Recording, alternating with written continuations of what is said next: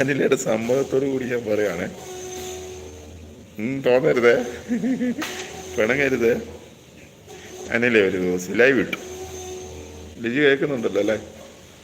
Live ഇട്ട് message വായിച്ച് അപ്പം അതിൻ്റെ ഇടയ്ക്ക് മീനൊക്കെ വെട്ടി പുള്ളി ചട്ടിയിൽ വെച്ച് കേട്ടോ, വറക്കാൻ എണ്ണയൊക്കെ ഒഴിച്ച് വറക്കാൻ വെച്ചു. സംഭവം എന്തായി? ലൈവിലിരുന്ന വരുന്ന മെസ്സേജ് എല്ലാം വായിച്ച ആളങ്ങ് ഇരുന്ന് പോയി. ഇരുന്നിട്ട് കുറച്ച് കഴിഞ്ഞപ്പോൾ നല്ല സ്മെല്ല്.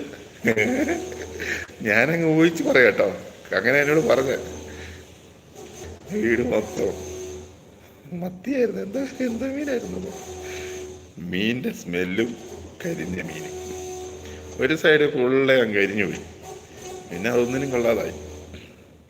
അപ്പോൾ ആ ചേട്ടൻ നല്ല മനുഷ്യനായതുകൊണ്ടൊന്നും പറഞ്ഞില്ല.